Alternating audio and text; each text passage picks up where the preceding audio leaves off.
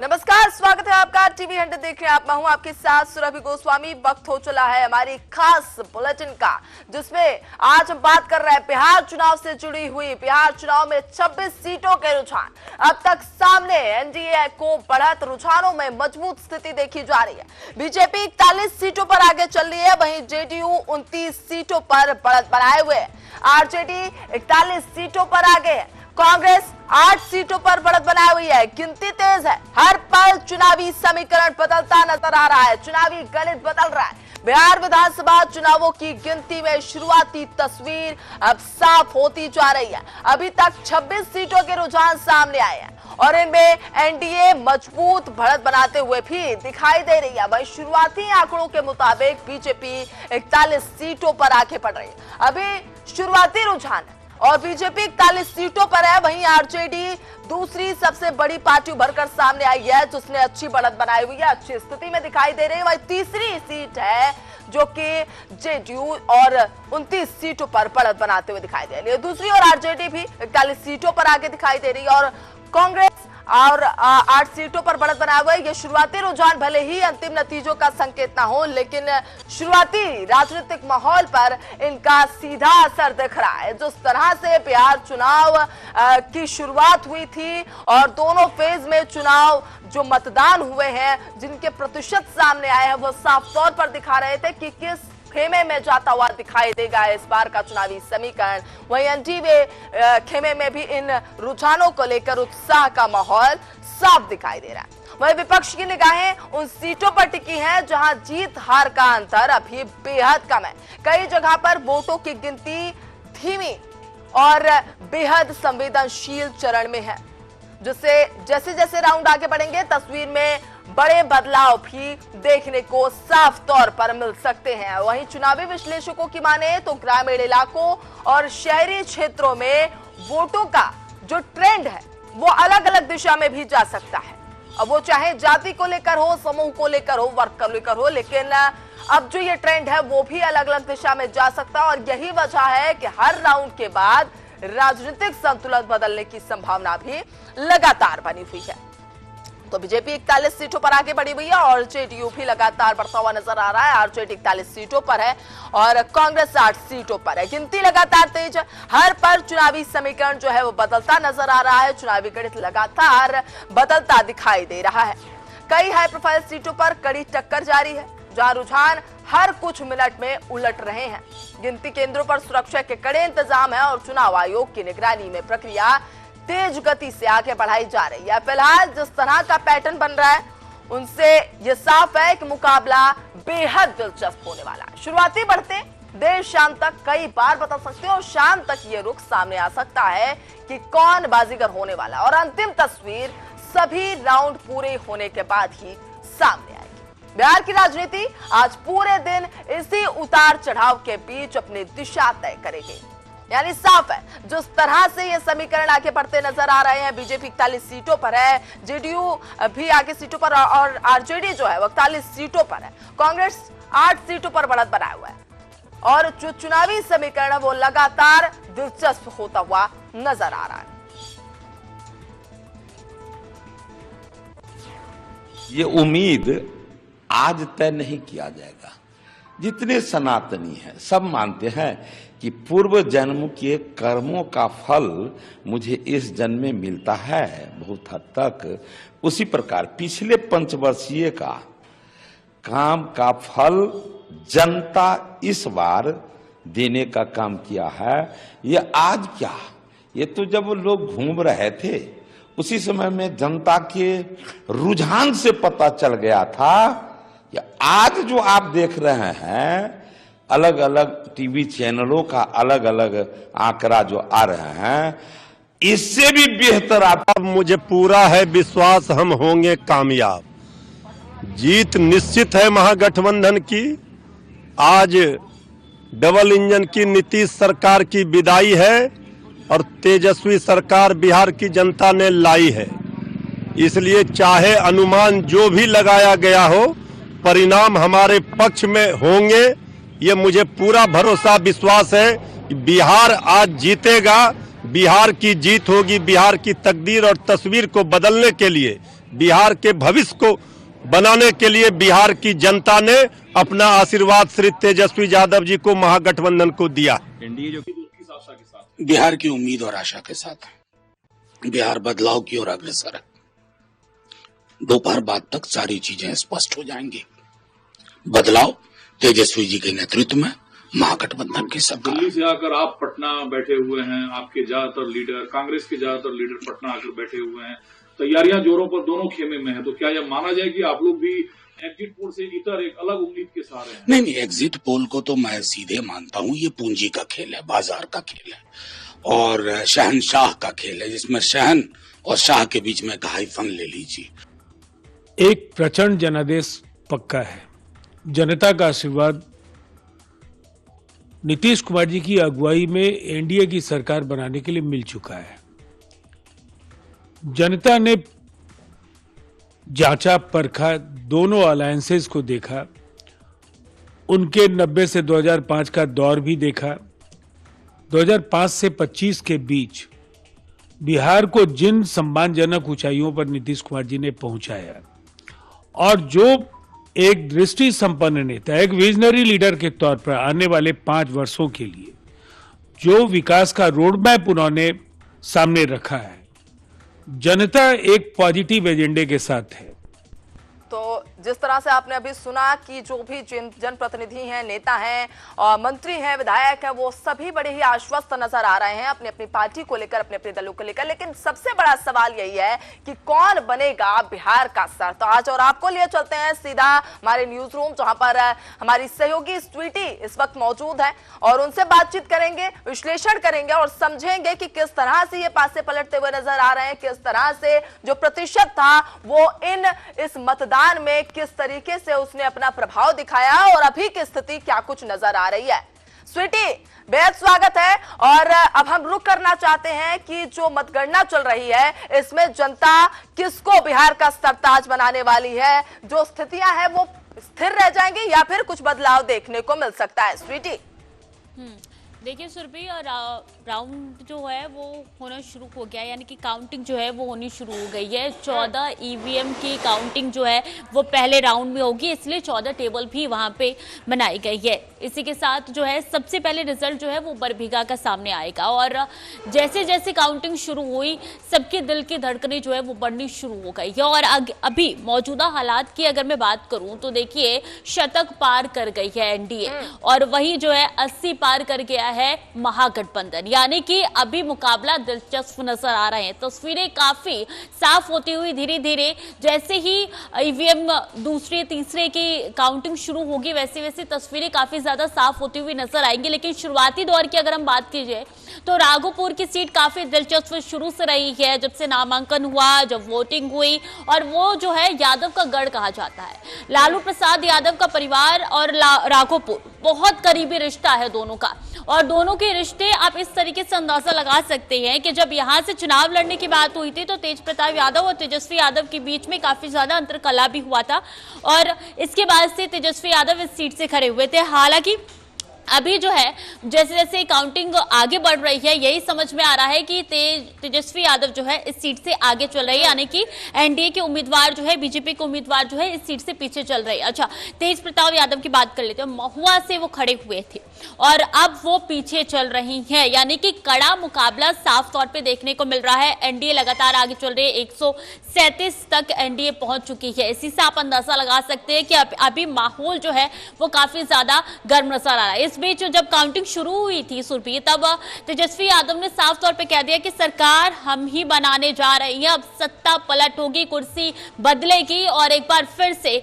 वही होगा जो हमने सोचा था। अब नौकरियों का दौर शुरू होने वाला है, अब जो युवा हैं उनके हाथ में नौकरी होगी, बेरोजगारी पूरी तरीके से हटेगी। तेजस्वी यादव का बयान आज सुबह सवेरे ही आया, यानी कि उनको पूरी उम्मीद है कि अब सरकार वही बनाने जा रहे हैं। लेकिन जो तस्वीरें निकल के धीरे धीरे सामने आ रही है वो कुछ और ही बयां कर रही है। हालांकि अभी कई राउंड की काउंटिंग होना बाकी है। रुझानों का दौर है और ये शुरुआती रुझान है, अभी पासा बिल्कुल पलट सकता है, बाजी बदल सकती है। और जिस तरह से आप कह रही हैं कि एनडीए के जो लोग हैं, जो जनप्रतिनिधि हैं, वो बड़े ही आश्वस्त नजर आ रहे हैं और शुरुआत से ही आश्वस्त नजर आ रहे थे, तो ऐसा क्या आधार है जिस पर वो इतने आश्वस्त हैं? और क्योंकि अगर ग्राउंड लेवल पर देखा जाए, जनाधार देखा जाए, तो जनता का जो विश्वास है वो एक तरफ आरजेडी की ओर भी साफ तौर पर दिखाई दे रहा है, क्योंकि बिहार का जो चुनावी माहौल है वो पल पल बदलता नजर आता है। तो इस पर क्या कहेंगे आप कि जिस तरह से ये तमाम जनप्रतिनिधि आश्वस्त दिखाई दे रहे हैं, वो किस आधार पर इतने आश्वस्त है? बिहार एक ऐसा राज्य है सुरभि जहां से बहुत ज्यादा चुनावी गणित भी देखने को मिलते। कहते हैं कि बिहार में जिस चाय की टपरी पे जाओ वहां एक नई राजनीति शुरू हो जाती है और इससे कई चाय की टपरी पे निर्धारित समय भी दिया गया है कि आप 10 से 12 बजे यहाँ पे चाय पीएंगे, इसके बाद से कोई यहाँ पे पंचायत नहीं होगी। यानी कि यहाँ राजनीति अपने आप में बदलती जाती है, लोग सोच समझ के वोट करती है। बिहार में सोचिए कि हर सुबह जो राजनीति से शुरू होती है वहां पे अब वोटिंग हुई, वोटिंग के बाद काउंटिंग होने जा रही है और वही लोग कह रही है कि हो सकता है कि नीतीश की सरकार बन जाए, क्योंकि जिस तरीके से योजनाएं एनडीए लेके आई थी बीते दिनों में और जिस तरीके से महिलाओं को उन्हें सर्वप्रथम रखा था, प्राथमिकता महिलाओं को दी थी और कहा यह जा रहा है कि आपने भी देखा होगा जब हम लोग चर्चा कर रहे थे तो वो तस्वीरें निकल के सामने आ रही थी कि महिलाएं बढ़ चढ़कर हिस्सा ले रही थी। वोटिंग प्रक्रिया में सबसे पहले महिलाएं ही पहुंच रही थी, पुरुषों का नाम कहीं बाद में था, उसके बाद महिलाओं के बाद युवा थे और इससे हम अंदाजा लगा सकते हैं कि महिलाएं फिर युवा उसके बाद पुरुष, यानी कि जो ये लय चलती आ रही है ना सुरभि, ये हो सकता है कि इस बार बदलाव की तस्वीर निकल के सामने आए, लेकिन एनडीए पूरी तरीके से आश्वस्त है कि कुछ भी हो जाए इस बार भी सरकार उनकी ही बनेगी। दूसरी तरफ जो महागठबंधन है उनके अंदर भी वही हलचल है कि अब सरकार पलटने वाली है, कुछ भी हो सकता है। देखिए धीरे धीरे काउंटिंग जो है वो आगे बढ़ती हुई नजर आएगी, तो कुछ भी कभी भी हो सकता है, पासा कभी भी पलट सकता है सुरभि, ये ना आप जानती है ना मैं जानती हूँ। लेकिन जो तस्वीरें निकल के सामने आ रही है, मौजूदा अगर अभी आंकड़ों की बात की जाए तो 140 पे एनडीए चल रहा है, जो कि ये तस्वीर साफ करता है कि कहीं ना कहीं जो महिलाएं निकल के सामने आई थी उसको गुप्त वोटरों के तौर पर भी देखा जाता है। हमेशा एनडीए को आगे बढ़ाने वाली ज्यादातर जो है वो महिलाएं वोट ही होती है और शायद यही तस्वीर भी इस बार निकल के सामने आया। हालांकि वोट प्रतिशत अलग निकल के आया था, बिहार की राजनीति में भी ऐसे वोट प्रतिशत पहले नहीं निकल के आए थे। 1990 के दशक में ऐसे वोट प्रतिशत निकल के सामने आए थे, उस समय सत्ता पलटी थी, उस समय भी कई नई चीजें देखने को मिली थी और इस बार भी यही दौर माना जा रहा है कि हो सकता है कि कुछ नई चीज देखने को मिले। अच्छा, अगर हम बीजेपी और आरजेडी की बात कर ली जाए तो बीजेपी जो है वो 50 से 60 के बीच में चल रही है, लेकिन आरजेडी बीजेपी से आगे है। कुल मिलाकर अगर जेडीयू की बात कर ली जाए, इस वक्त अपडेट आ रही है उसको बताते हैं। बीजेपी 61 सीटों पर आगे बढ़ रही है और जेडीयू 51 सीटों पर बढ़त बनाया हुआ है। आरजेडी 58 सीटों पर आगे हो रही है और कांग्रेस लगातार अभी 8 पर बनी हुई है। यानी कि देख रहे हैं जिस तरह से सिलसिला आगे बढ़ता हुआ नजर आ रहा है, इससे ये कहा जा सकता है कि जो शुरुआती रुझान है उसमें जो बढ़ोतरी देखी जा रही है वो अपने आप में एक अहम बात होने वाली है। और जिस तरह से जनता ने साथ दिया है ये भी अपने आप में एक बात है, क्योंकि जिस तरह से तमाम सुपरस्टार भी इसमें जुड़े इस चुनावी प्रक्रिया में, हो सकता हो कि उनकी जो फॉलोअर्स वाली बात हमने पिछले मंत्रणा में भी की थी, हम जब विचार विमर्श कर रहे थे उसमें भी यही बात निकलकर सामने आई थी कि जो जिस तरह से स्टार्स भी इसमें साथ दे रहे हैं और जिस तरह से स्टार प्रचारक तमाम जो सीएम योगी आदित्यनाथ हो गए और मंत्रिमंडल के तमाम मुख्यमंत्री जो हैं जो इस श्रेणी में आते हैं वो भी साथ आए थे, उन्होंने भी प्रचार प्रसार में बेहद अपना साथ दिया था। तो इससे क्या रुझान जो है वो और पलटने के आसार है? जी बिल्कुल सुरभि, वही मैं कह रही हूँ कि कब क्या हो जाए किसी को नहीं पता होता और ये आप इसी बात से अंदाजा लगा सकते हैं कि जब पार्टी प्रचार करी थी, जन स्वराज पार्टी की बात कर रही हूँ मैं यहाँ पे, जब प्रशांत किशोर धरातल पे उतरे थे, रोड शो कर रहे थे, पार्टियां कर रहे थे, जनसभाएं कर रहे थे और उस समय जो है उनके अंदर पूरा कॉन्फिडेंस था कि हमें तकरीबन 50 से 60 सीटें मिल जाएगी और ये कॉन्फिडेंस उनका सामने निकल के आ भी रहा था। और लेकिन अभी देखिए जब रुझान आने शुरू हुए तो उनके पास सिर्फ 3 सीटें है, जन स्वराज पार्टी 3 सीटों पर है। इसी से आप अंदाजा लगा सकती है कि कॉन्फिडेंस जो शुरू में था अब धरातल पर वाकई क्या हो रहा है, क्या तस्वीरें निकल के सामने आ रही है। हालांकि शुरुआती रुझान है, बार बार यही कहा जा रहा है आगे चल के पासा कभी भी पलट सकता है, कुछ भी हो सकता है। एग्जिट पोल की बात कर लेते हैं। एग्जिट पोल में एनडीए को बढ़त मिल रही थी, एनडीए ही अपनी सरकार बना रही थी, लेकिन अभी मौजूदा स्थिति तकरीबन एग्जिट पोल के आसपास ही नजर आ रही है। तो हो सकता है बाकी अगर ये जो तस्वीरें हैं ये साफ हो जाए तो कुछ भी हो सकता है, क्योंकि इस बार हमने भी देखा था वोट प्रतिशत इतनी निकल के आई थी जिसका अंदाजा कोई नहीं लगा सकता था। शायद से ऐसा वोट प्रतिशत पहले कभी निकल के ना आया हो। लेकिन सुरभि देखिए, बिहार की राजनीति हमेशा से सुर्खियों में रही है, चाहे नीतीश कुमार के पलटू वाले बयान कह लिए जाए या नीतीश कुमार अलग ही पहचान अपने बिहार में बनाए बैठेंगे, उनको हमेशा से पलटू नेता के तौर पर देखा जा सकता है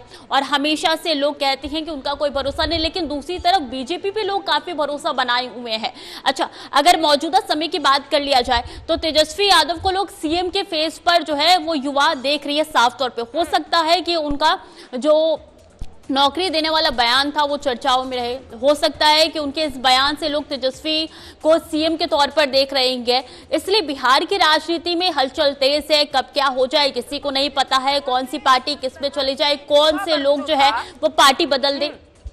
जिस तरह से जो युवा वर्ग जो था वो तेजस्वी का साथ इस तरह भी दे सकता है क्योंकि उन्होंने नौकरी की बात की थी, उन्होंने विकास की बात की थी और साथ ही साथ युवाओं का जो वर्ग है अभी वो खास तौर पर नौकरी को लेकर बेहद ही उत्साहित है और बेहद एक तरीके से कह लें कि वो विकास चाहते हैं अपने जीवन को सुधारने के लिए भी और अपने आने वाले जो भविष्य है उसको सुधारने के लिए भी युवा बेहद उत्साहित है। तो हो सकता हो कि तेजस्वी यादव की ओर भी उनका झुकाव इस तरह से बढ़ता हुआ नजर आ रहा है। क्या लगता है अगर तेजस्वी यादव इस चुनावी जो जंग है उसमें आगे बढ़ते हैं तो कभी क्या चीजें जो है वो एनडीए की ओर से पीछे रह जाएंगी? मतलब क्या चीजें ऐसी हैं, कौन से ऐसे मुद्दे हैं या कौन से ऐसे पॉइंट्स जो है जो पीछे छूट गए अगर तेजस्वी यादव को युवा वर्ग चुनता है?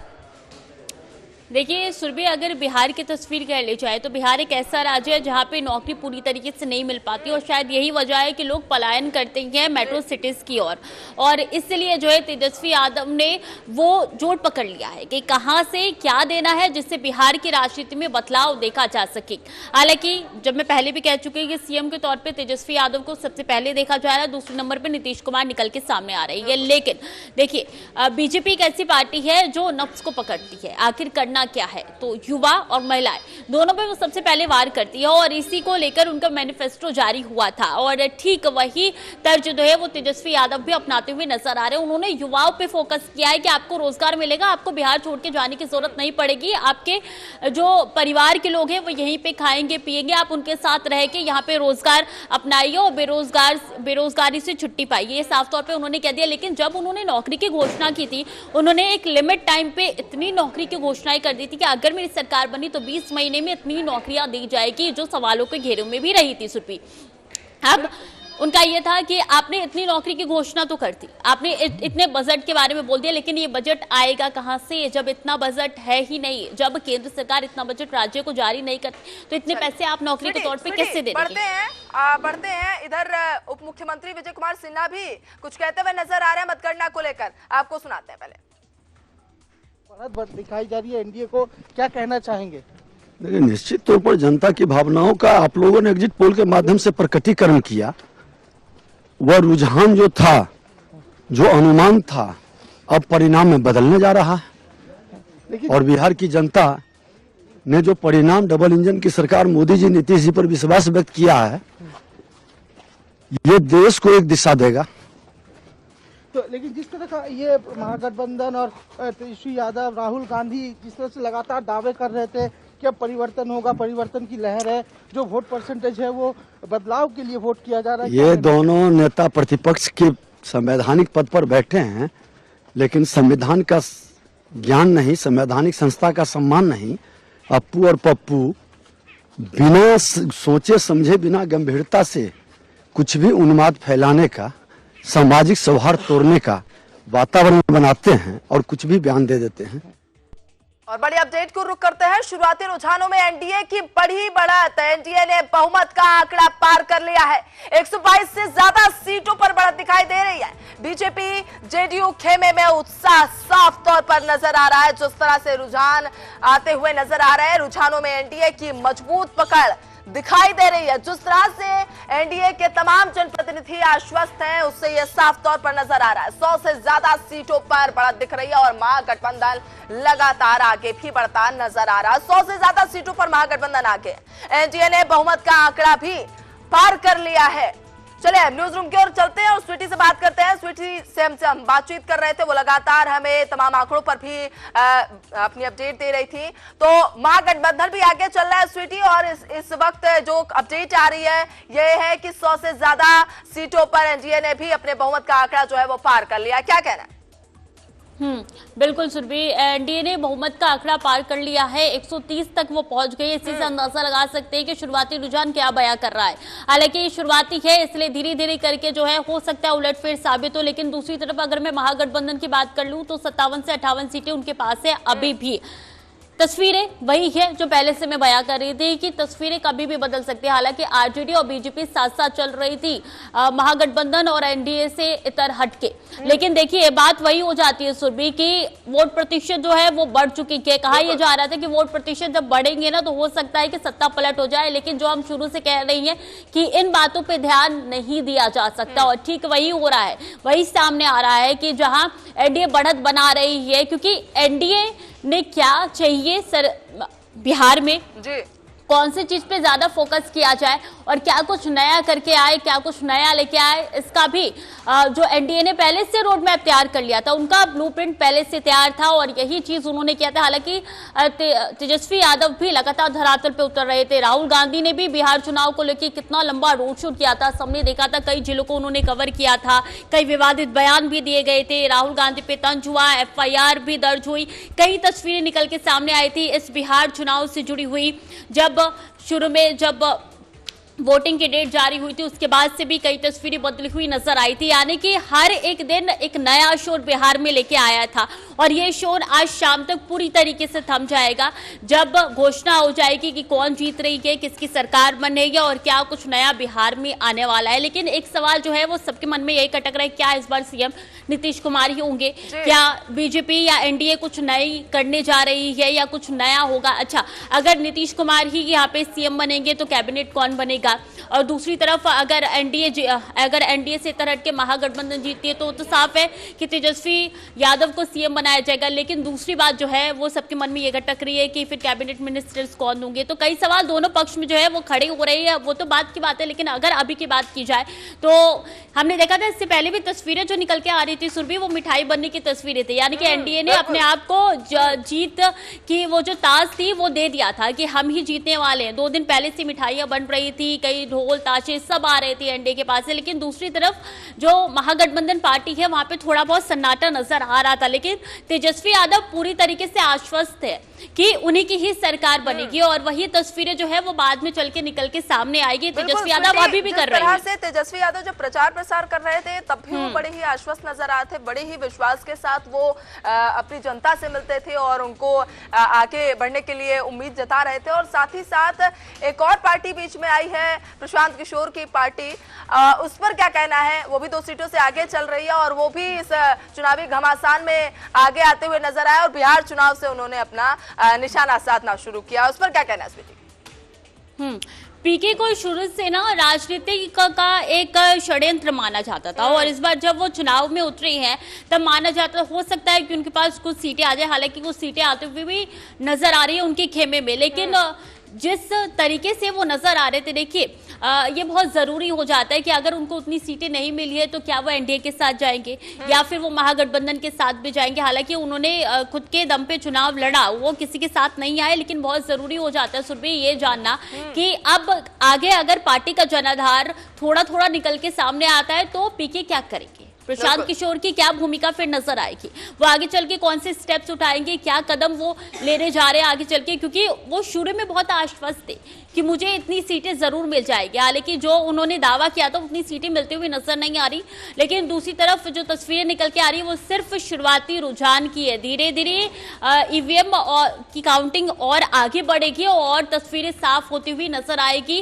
परत दर परत जो है वो तस्वीरें बदलती हुई भी नजर आ सकती है। हो सकता है जब हम बातचीत करें करें तस्वीरें जो है वो 155 एनडीए की है, महागठबंधन की 81 है और जनसुराज पार्टी की 4 है और अदर्स की 3 है। लेकिन अब से 2 घंटे बाद या आधा घंटे सुनाते हैं, जनता को सुनाते हैं कि अखिलेश प्रसाद सिंह कांग्रेस नेता क्या कुछ कह रहे हैं इस मतगणना को लेकर।